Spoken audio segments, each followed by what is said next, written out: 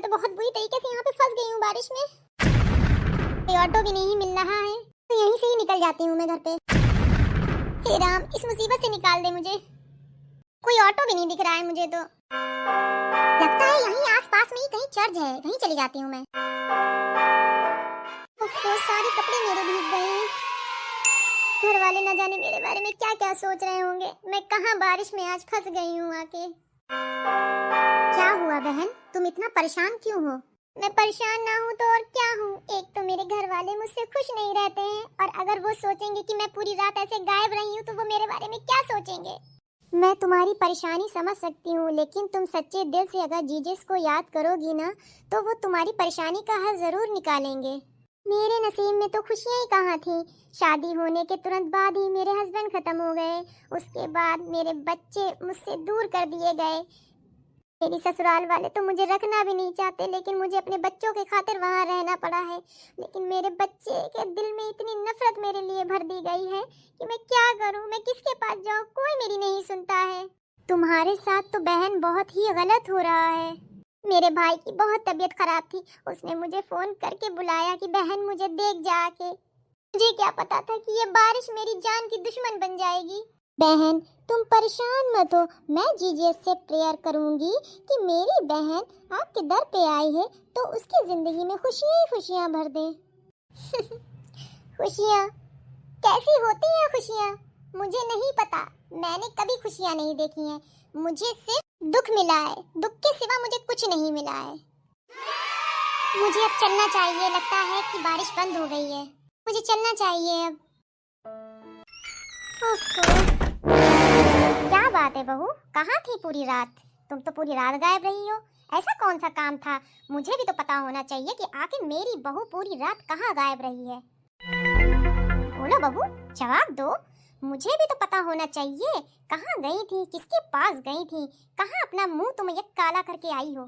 हाँ जी, इतना बड़ा इल्जाम मत लगाइए मेरे ऊपर। मेरे भाई ने मेरे पास फोन किया था कि बहन मुझे देख जाके, तो मैं अपने भाई के पास गई थी। मुझे क्या पता था कि इतनी बारिश में मैं फंस जाऊंगी, तो मैं रात भर चर्च में रुक गई।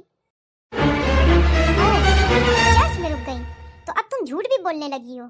मेरी बात का विश्वास करिए माँ जी, मैं गलत नहीं बोल रही हूँ। क्या सबूत है तुम्हारे पास कि तुम गलत नहीं बोल रही हो? बताओ मुझे, कोई सबूत दो कि तुम अपने भाई से मिलने के लिए गई थी और पूरी रात तुम चर्च में रुकी हो। ऐसे नहीं मानोगी तुम, सच नहीं बोलोगी।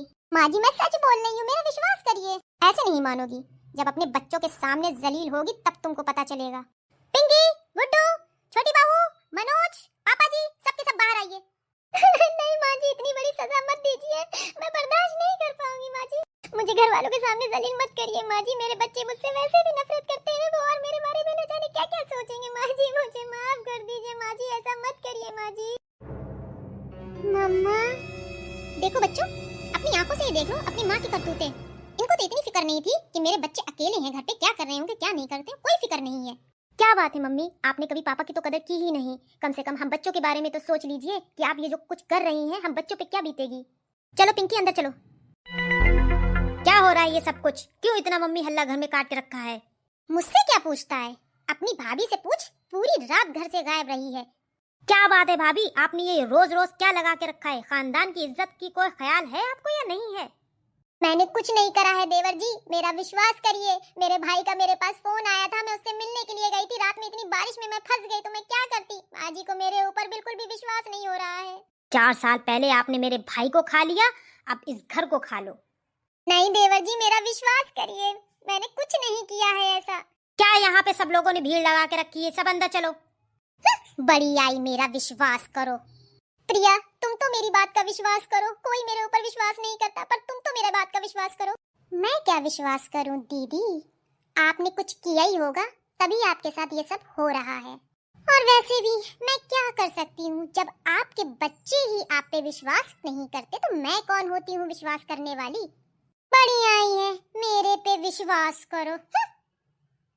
पड़ी रहना एक कोने में, 4 दीवारी के अंदर। जब खाना नहीं मिलेगा ना तो सारे दिमाग ठिकाने आ जाएंगे।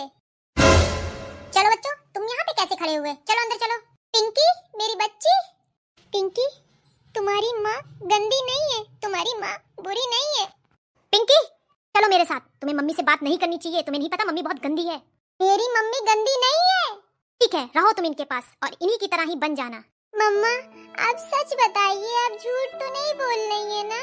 नहीं बेटा, मैं झूठ नहीं बोल रही हूँ, लेकिन मेरा कोई विश्वास नहीं करता है।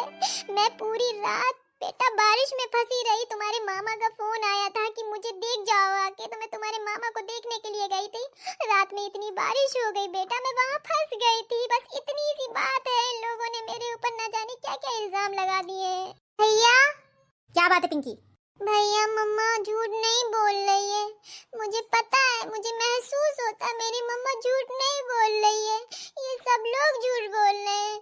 मेरी मम्मा झूठ नहीं बोल रही है, वो सच बोल रही है।